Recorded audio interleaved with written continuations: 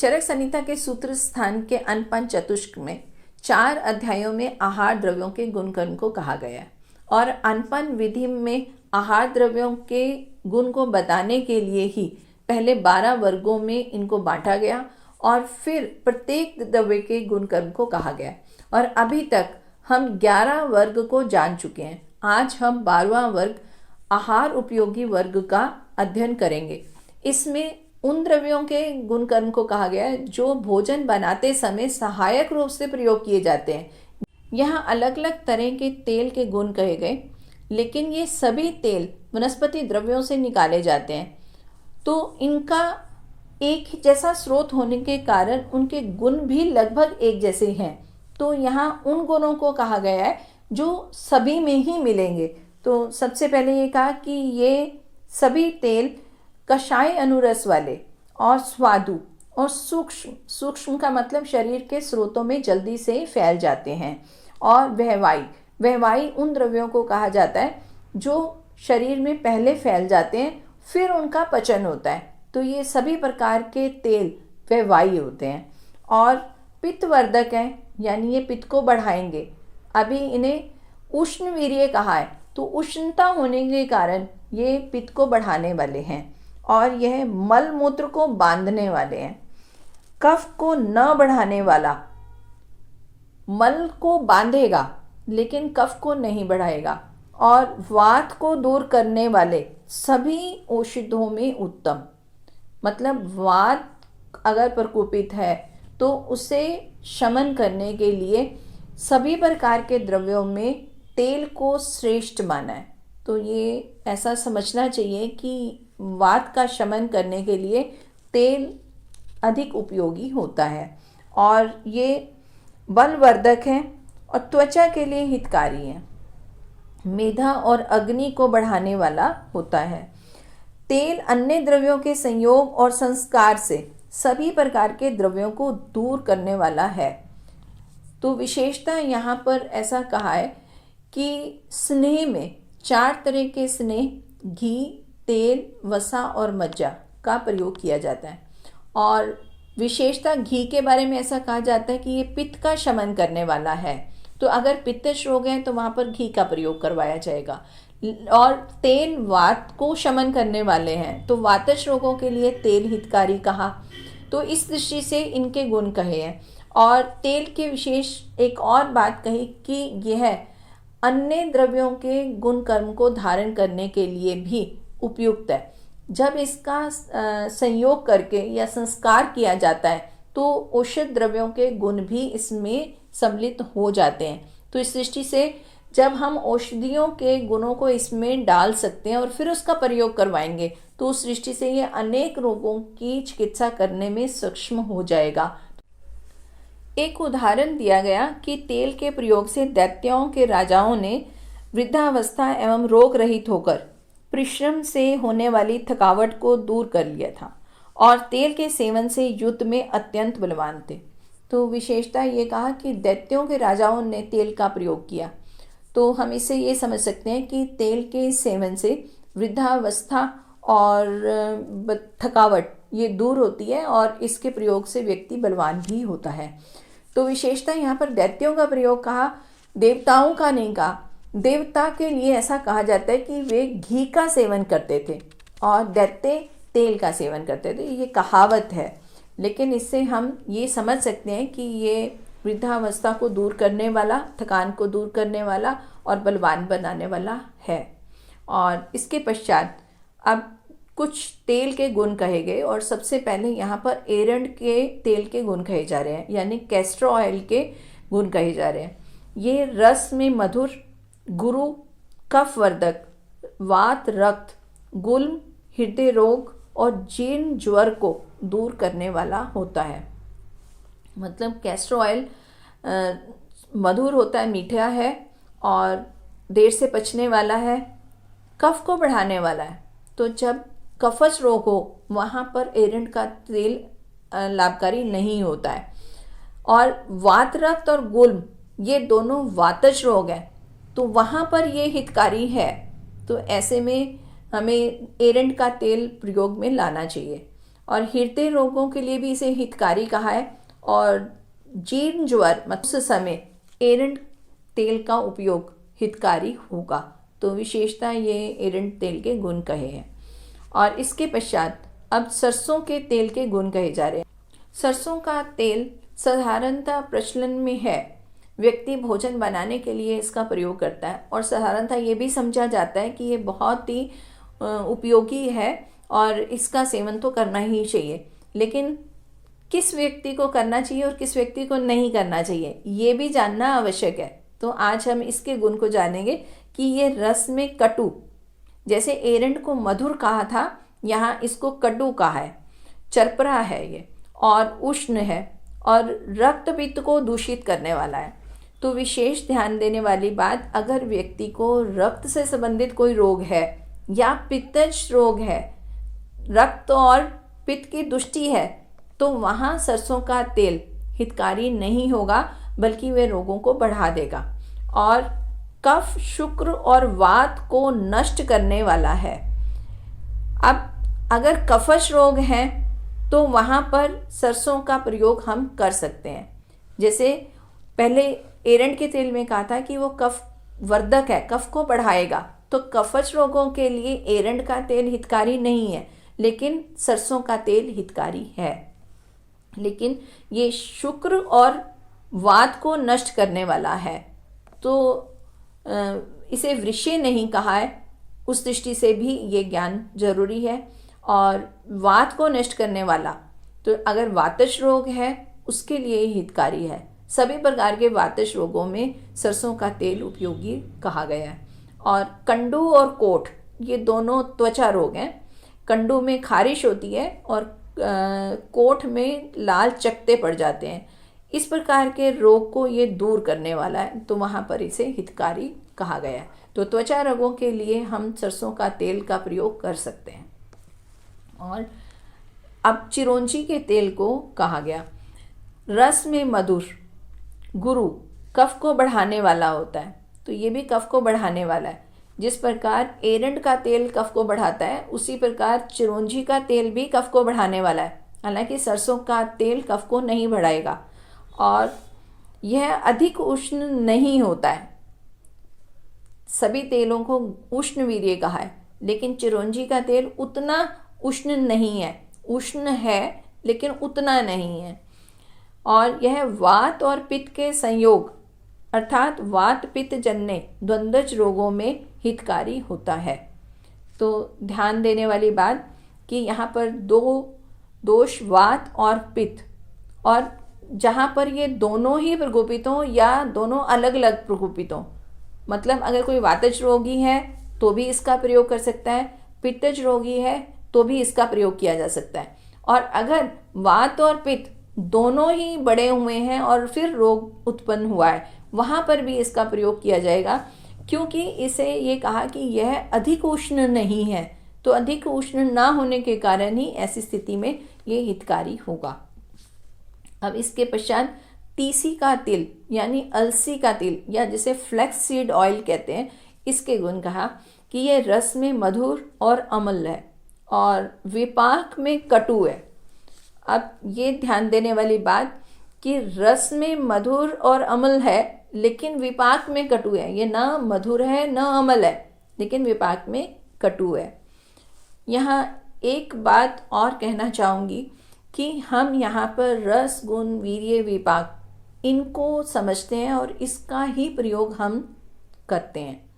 आयुर्वेद की दृष्टि से ये सभी बहुत महत्वपूर्ण है, लेकिन जो आयुर्वेद को अब पढ़ना आरंभ कर रहे हैं वो इनको नहीं समझ पा रहे हैं। हो सकता है कि यहाँ पर कुछ भाषा जो कही गई है उससे समझने में मुश्किल आ रही हो। तो यहाँ हमें कुछ फ़ोन्स भी आए हैं और कमेंट बॉक्स में भी लिखा जाता है कि इसका मतलब क्या है। इन चीज़ों को समझाने के लिए ही हमने एक आयुर्वेदिक डाइट एंड न्यूट्रिशन का कोर्स आरंभ किया है। इस वीडियो के अंत में उसके विषय में इंफॉर्मेशन दी गई है और इस कोर्स में हम इन सब चीज़ों को बहुत ही सरल भाषा में और बहुत आरंभिक जो आयुर्वेद को जानने वाले हैं उनके लिए इनको कहा गया है, और प्रत्येक व्यक्ति को इनको जानना ही चाहिए, क्योंकि ये मुख्यतः भोजन के लिए कहा जा रहा है और भोजन के ऊपर ही व्यक्ति का जीवन निर्भर करता है। और हम प्रतिदिन जिन चीज़ों का सेवन करते हैं वो हमारे लिए लाभदायक है या नहीं है। ऐसा कहा जाता है कि हमारा भोजन ही या हमारे आहार ही औषधि है। अगर हम आहार का चयन ही ठीक ढंग से कर लें तो वही औषधि का रूप कार्य करेगी, हम स्वस्थ रहेंगे। उसी दृष्टि से हम ये कोर्स कर रहे हैं। अगर आप में से कोई भी उसको करना चाहता है, आहार को समझना चाहता है, तो उसे आप एनरोल उसमें कर सकते हैं। तो ये इस वीडियो के अंत में उसके विषय में बताया गया है। और अभी हम तीसी के तेल यानी अलसी के तेल के गुण को जान रहे थे कि ये रस में मधुर, अम्ल और विपाक में कटु है, वीर्य में उष्ण है, वात रोग में हितकारी है। इसे भी वातज रोगों के लिए हितकारी कहा है। और ये रक्त पित्त को कुपित करने वाला है, तो रक्त पित्तज रोगों के लिए इसे हितकारी नहीं कहा गया है।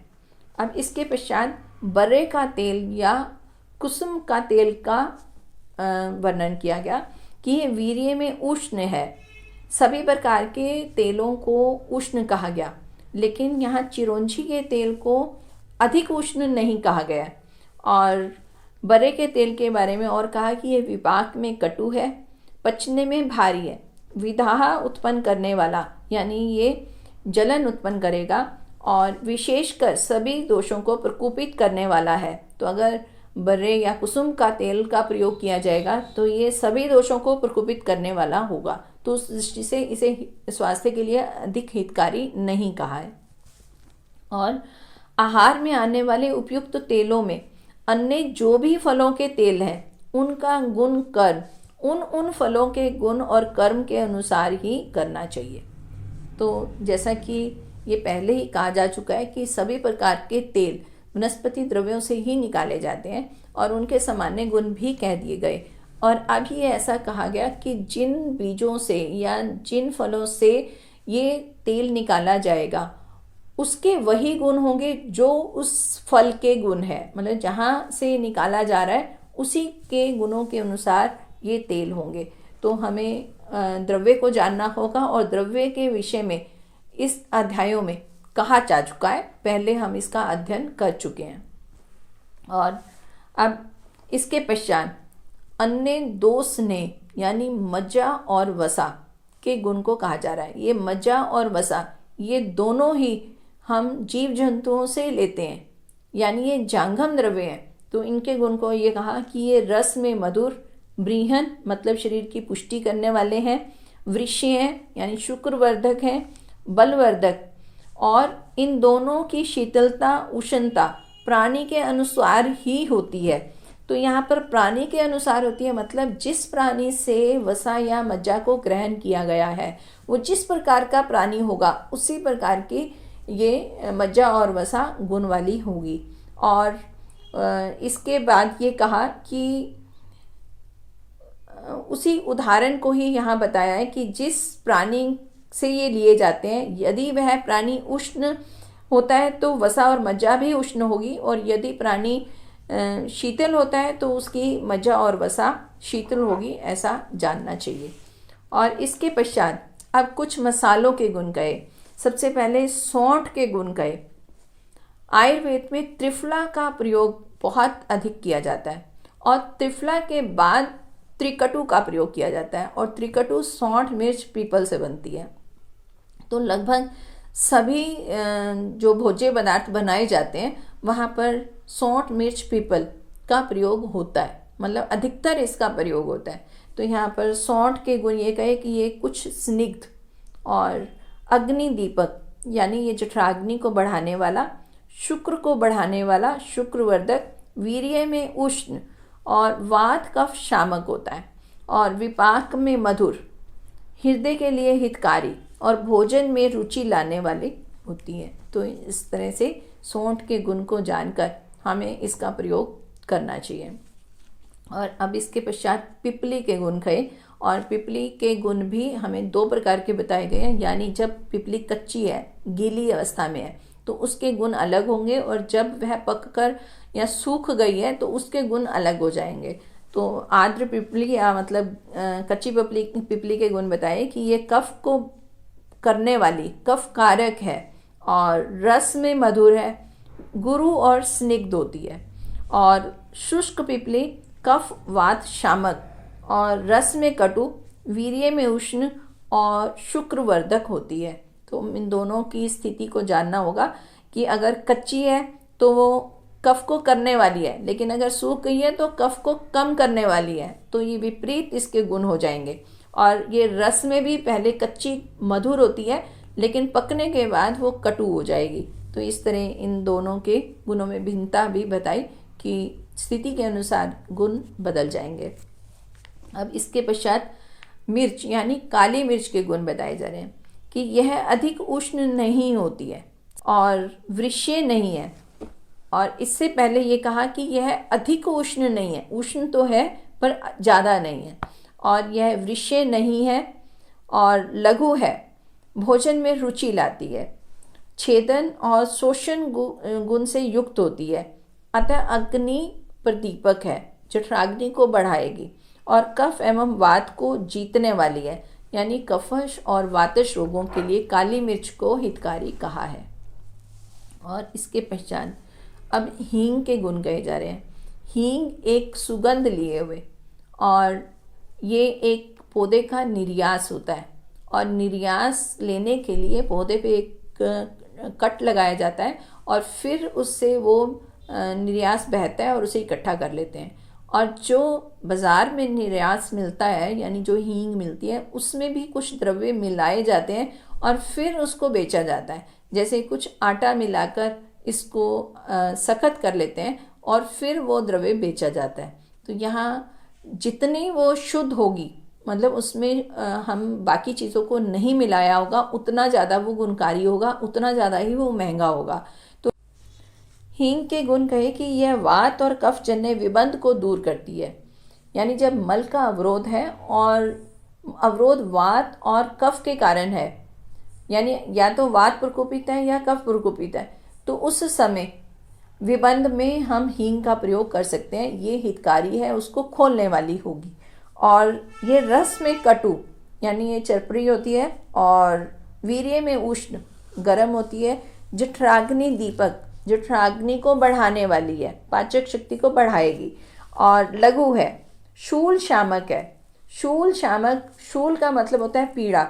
तो यहाँ पर कोई विशेषण नहीं लगाया है, किसी जगह का विशेष नहीं बताया है, तो हम इसे उद्र शूल शामक समझेंगे। अगर पेट में किसी तरह की पीड़ा हो रही है तो उसके लिए हींग को हितकारी कहा है। और ये हम प्रचलन में देखते हैं कि इसको सेवन भी करवाया जाता है और इसका लेप भी लगाते हैं। और विशेषतः जब छोटे बच्चों में पेट में दर्द होता है तो पर नाभिक के चारों तरफ इसका प्रयोग करते हैं। तो इस तरह से इसे ये कहा कि ये शूल शामक है और अन्न एवं दोषों का पाचक करने वाली है और भोजन में रुचि उत्पन्न करने वाली है।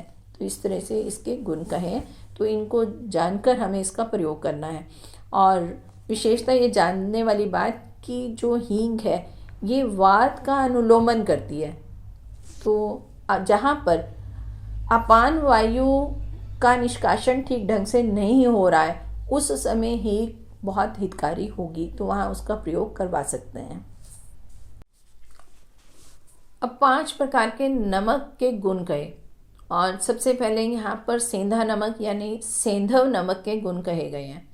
सेंधव नमक पहाड़ों से मिलने वाला नमक है, लेकिन इसके विषय में ऐसा कहा जाता है कि आज जो पहाड़ है वो कई हजारों साल पहले वहाँ पर समुद्र हुआ करते थे और समुद्र ही अब पहाड़ बन गए हैं। तो वहाँ पर जो नमक मिलता है उसे सेंधा नमक या सेंधव नमक कहा जाता है। और इसके गुण ये कहे कि यह भोजन में रुचि उत्पन्न करने वाला है और जठराग्नि को दीप्त करने वाला है, शुक्रवर्धक है और नेत्रों के लिए लाभदायक है, विदाह को नहीं करने वाला, यानी इसके सेवन से अमलपित्त की वृद्धि नहीं होगी, जलन अधिक नहीं होगी, एसिडिटी अधिक नहीं होगी। तो ये विशेषता सैंधव नमक के गुण बताए जा रहे हैं। और ये त्रिदोष शामक है, वातज पित्तज कफज तीनों का शमन करने वाला है। तो इस दृष्टि से ये व्यक्ति के लिए हितकारी है, क्योंकि तीनों ही दोषों में इसका प्रयोग किया जा सकता है। और यह इष्ट मधुर है, मतलब कुछ मीठापन लिए हुए है। हालांकि इसमें जो रस होगा वो लवण है, क्योंकि लवण द्रव्य है तो लवण रस है, लेकिन कुछ मधुरता लिए हुए, वो विशेषता सैंधव नमक के बारे में कहा है। और सब नमक में ये उत्तम नमक है, तो जितने भी नमक हैं उसमें श्रेष्ठ इसे कहा जाता है। तो विशेषता ये सैंधव नमक के गुण कहे गए। अब इसके पश्चात सोंचर नमक के गुण कहे जा रहे हैं। सोंचर हम काले नमक को समझते हैं। काला नमक बनाया जाता है, ये प्रकृति में उपलब्ध नहीं होता है, बल्कि साधारण नमक को ही पकाकर और विशेषता इसमें कुछ हींग मिलाकर फिर इसको बनाया जाता है। तो ये कुछ लोग इस प्रोफेशन में लगे हुए हैं, तो वो काला नमक बनाते हैं। तो लेकिन काला नमक का गुण ये कहा गया कि ये सूक्ष्म है, यानी ये स्रोतों में जल्दी से फैल जाता है, वीर्य में उष्ण है, लघु है और सुगंधित होने से भोजन में रुचि उत्पन्न करता है। क्योंकि इसमें कुछ हींग का भी मिश्रण किया गया है और कुछ पकाने की विधि इस तरह की है, इसमें सुगंध आ जाती है। तो सुगंध होने के कारण ही ये स्वादिष्ट होता है, तो भोजन में रुचि भी इसीलिए करता है ये। और विबंध को दूर करने वाला है, ये मल को लाने वाला होगा और हृदय के लिए हितकारी है। उद्गार को शुद्ध करने वाला है। उद्गार को शुद्ध करने का मतलब है, बहुत बार ऐसी स्थिति होती है कि व्यक्ति को उद्गार ही नहीं आ रहा है, वो डकार लेना चाहता है लेकिन नहीं निकल पा रहा होता है, तो वहाँ हम काले नमक का सेवन करवा सकते हैं। और काला नमक जो है वो पाचन को बढ़ाएगा और उद्गार को लाने वाला होगा, और वो भी शुद्ध उद्गार को लाएगा। तो इस तरह ये गुण कहे हैं। और इसके पश्चात अब विड नमक को कहा गया है। ये भी एक तरह का नमक है, अधिक प्रचलन में नहीं है और इसके बारे में अलग अलग मत है कौन सा नमक है। लेकिन गुण के विषय में ये कहा कि यह तीक्ष्ण, उष्ण और वैवाही गुण होने के कारण जठराग्नि दीपन, शूल शमन और ऊर्ध्व रोग और अधोभाग स्थित वात का अनुलोमन करने वाला है। तो विशेषता विड लवण के बारे में ये कहा कि अगर वात रुकी हुई है तो यह सेवन किया जाएगा, तो अधोभाग से भी और उधर भाग से भी ये वायु को लाने वाला होगा। तो इस तरह इसके गुण कहे हैं। और उद्बीज यानी रेह से बनाए गए नमक को कहा गया। उद्बीज का मतलब जो भूमि से बनाया गया नमक होता है। कुछ जगह की भूमि ऐसी है जिसमें नमक की मात्रा अधिक होती है, वहीं से इसको बनाया जाता है। तो इसके गुण ये कहे कि ये रस में इष्ट मधुर तिक्त है और कटु है और इष्ट क्षारीय है, मतलब कुछ उसमें क्षार है और तीक्ष्ण और शरीर को ये गीला करने वाला है, यानी क्लेद करने वाला है। तो इस तरह ये इनके गुण कहे हैं। और इसके पश्चात अब काले नमक के गुण कहे जा रहे हैं। यहाँ पर पहले सोंचर नमक कहा गया, उसको भी हमने काला नमक कहा है, और यहाँ ये काला नमक का अलग गुण भी कहा जा रहा है। और ऐसा कहा जाता है कि ये जो काला नमक है ये केवल दिखने में काला है, लेकिन ये सोंचर नमक से अलग है। तो भिन्नता में ये कहा कि इसमें कोई गंध नहीं होती और शेष सभी गुण और कर्म सोंचर नमक के समान ही होते हैं। तो विशेषता इसमें भिन्नता ये बताएगी कि इसमें नमक में गंध नहीं है और बाकी गुण जो हैं वो एक जैसे हैं। और इसके पश्चात अब समुद्री नमक के गुण कहेंगे, यानी जो समुद्र का पानी है वो खारा है और खारे पानी से ही नमक का निर्माण किया जाता है। तो उसके गुण ये कहे कि यह इष्ट मधुर और इष्ट तिक्त है, मतलब कुछ मधुर और कुछ तिक्त रस वाला है। और पांशुज यानी पूर्वी समुद्र से उत्पन्न होने वाला नमक रस में कटु होता है। तो यहाँ पर विशेषता दो प्रकार के नमक और वो भी समुद्री नमक के विषय में कहा गया है। हमारे देश के दक्षिण में और पूर्व में दो अलग अलग समुद्र है और ऐसा कहते हैं कि जो दक्षिण समुद्र से नमक मंगाया जाएगा वो अलग गुण वाला होगा, और पूर्वी समुद्र से बनाया गया नमक अलग गुण वाला होगा। तो जो पहले गुण बताए गए कि यह इष्ट मधुर और इष्ट तिक्त है, वो दक्षिण समुद्र से बनाए गए नमक के गुण बताए हैं। और पूर्वी समुद्र से मिलने वाले नमक के बारे में कहा कि यह रस में कटु होता है। और सामान्यतः सभी नमक भोजन में रुचि उत्पन्न करने वाले, अन्नों को पकाने वाले, दोषों का संसरण मतलब उसको निकालने वाले और वात शामक होते हैं। नमक कोई भी हो तो उसके ये सामान्य गुण होंगे, तो ऐसा विशेष तौर पर कहा है। तो हम ये जानें कि नमक के बारे में विशेष कहा कि ये भोजन में रुचि उत्पन्न करने वाले होंगे और मलों को निकालने वाले होंगे। तो जब भी हम मलों के निष्कासन के लिए कोई भी कार्य करते हैं तो उसमें नमक को मिलाना आवश्यक होता है। और अगर हम वमन, विरेचन या हम शंख प्रक्षालन समझें, वहाँ पर भी नमक का प्रयोग किया जाता है क्योंकि ये मल को लाने में सहायक है। अब इसके पश्चात यव और क्षार के गुण कहे गए हैं। यव मतलब जौ से बनाया गया क्षार यव क्षार होता है। तो इसको बनाने के लिए जौ के पौधे को पहले जलाया जाता है, उसकी राख बनाई जाती है और फिर राख को पानी में मिला देते हैं। तो जो ऊपर का हिस्सा है उसको अलग निकाल देते हैं, जो नीचे बच जाता है वो सफ़ेद रंग का पदार्थ है, उससे ही यव क्षार कहा जाता है। वही द्रव्य हम चिकित्सा में प्रयोग करते हैं। तो इसके गुण ये कहे कि ये हृदय रोग, पांडु रोग, ग्रहणी रोग, प्लीहा वृद्धि, अनाह रोग, गल ग्रह रोग, कफजन्य कास और बवासीर को नष्ट करता है। हृदय रोग के लिए इसे हितकारी कहा है। पांडु रोग मतलब एनीमिया के लिए भी अच्छा है। ग्रहणी रोग, आंतों संबंधी रोगों के लिए भी इसका उपयोग बताया है। और प्लीहा वृद्धि मतलब स्प्लीन मिगैली अगर आया है तो उसमें भी ये हितकारी होगा। और अनाह रोग यानी यहाँ पर वात की वृद्धि है, वात रुकी हुई है, उस समय भी यव क्षार का प्रयोग लाभदायक होगा। और गल ग्रह मतलब गले में रुकावट हो तो भी ये उपयोगी। कफजन्य कास मतलब यहाँ खांसी है लेकिन वहाँ पर कफ प्रकोपित है तो उस समय भी ये लाभदायक। और बवासीर को नष्ट करता है। तो इस तरह से यव क्षार के प्रयोग बताए हैं। और एक प्रचलन में प्रयोग भी किया जाता है कि बवासीर को दूर करने के लिए ही केले में भी यव क्षार डालकर प्रयोग किया जाता है। तो यह उसकी उपयोग को जानते हुए ऐसा लाभदायक होता है। और इसके पश्चात सामान्यतः सभी प्रकार के क्षार यहाँ पर अल्कली द्रव्यों को कहा जाता है। मीठा सोडा भी एक तरह का क्षार है। यव क्षार को क्षार कहा ही जा चुका है। नुशाधर भी एक तरह का क्षार है।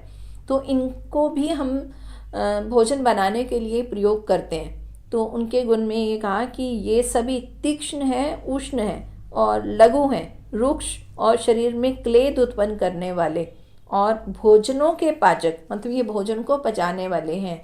और ये भोजन को बनाते समय भी इसको जल्दी से गलाने के लिए भी इसका प्रयोग किया जाता है।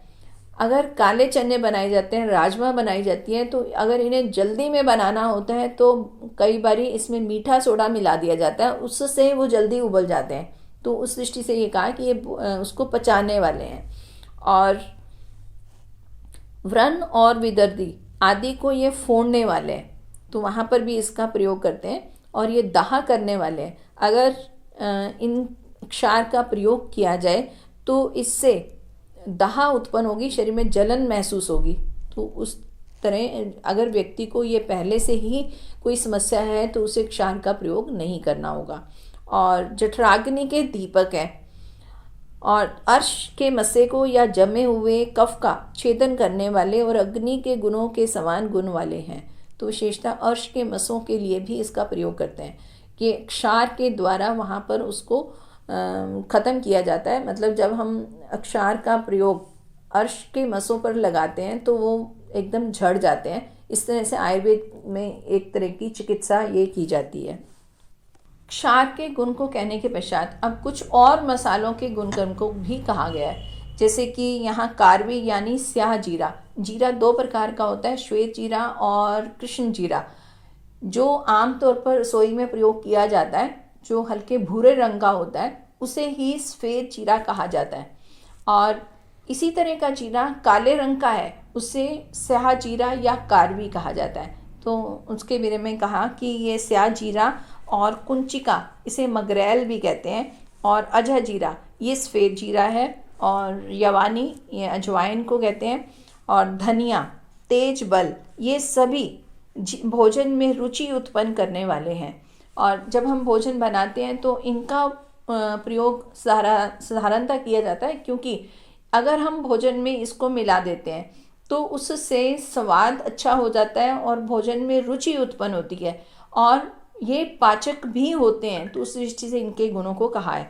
और ये जठराग्नि को बढ़ाने वाले हैं, तो जठराग्नि बढ़ेगी तो उसका पाचन भी ठीक ढंग से होगा, तो इसलिए भी इसका प्रयोग किया जाता है। और ये वात और कफ का शमन करने वाले हैं, मतलब ये वात कफ नाशक है, और शरीर के दुर्गंध को दूर करने वाले होते हैं। तो इस प्रकार इन मसालों के गुणों को कहा गया है। और विशेषता, जब भी ये भोजन द्रव्य बनाए जाते हैं, विशेष तौर पर किसी उत्सव में बनाए जाते हैं, तो वहाँ पर स्नेह की मात्रा भी अधिक होती है, और वहाँ पर मसालों का प्रयोग अवश्य किया भी जाता है, और ये लाभदायक भी होता है, क्योंकि ये कफ को भी कम करने वाले हैं और वात को भी कम करने वाले हैं। तो उस दृष्टि से ये हितकारी होते हैं, और साथ में सुगंधित होते हैं, तो भोजन स्वादिष्ट भी लगता है। तो इस दृष्टि से इसके गुण कहे गए हैं। आहार में आने वाले द्रव्यों का विभाग निश्चित नहीं है, यानी कि अभी जो हमने द्रव्यों के विषय में जाना है, इस तरह के और भी बहुत से द्रव्य हैं जिनको हम किसी भी वर्ग में नहीं मान सकते हैं, तो उनके हम गुणों को अलग अलग ही समझना होगा। तो यहाँ पर कहने का भाव यही था कि अभी तक जो वर्गों में हम द्रव्यों को बांट सकते थे उनका तो हमने यहाँ पर वर्गीकरण किया और फिर उनको जाना भी, लेकिन और बहुत से द्रव्य जिनको हमें अलग से जानना होगा। तो इसको कहने के पश्चात ये कहा कि आहार के उपयोगी द्रव्यों का यह 12वां वर्ग यहाँ पर समाप्त होता है। अब बारी है प्रश्नोत्तर की। पूर्व कक्षा में पूछा गया प्रश्न है कि अतिसार में कौन सा दूध का प्रयोग किया जा सकता है। तो इसका उत्तर है कि अतिसार में बकरी का दूध लाभदायक है, इसका प्रयोग कर सकते हैं, क्योंकि यह मल को बांधने वाला है। और सही उत्तर देने वाले आप सभी बधाई के पात्र हैं। और आज के लिए प्रश्न है कि हमने रसों में 6 रस का अध्ययन किया था, इनमें से कौन सा रस अन्न में रुचि जगाने के लिए श्रेष्ठ कहा गया है। तो आपको एक रस का नाम बताना है, और आशा है कि आप इसे जानते हैं और इसका उत्तर कमेंट बॉक्स में अवश्य लिखेंगे। और एक विशेष सूचना कि अब आगे से जो भी सही उत्तर देने वाले होंगे उनके लिए एक ड्रॉ निकाला जाएगा, और उसमें एक व्यक्ति को संजीवनी हेल्थ केयर की तरफ से विशेष उपहार मिलेगा। और इसी के साथ आप सभी को सादर नमस्ते।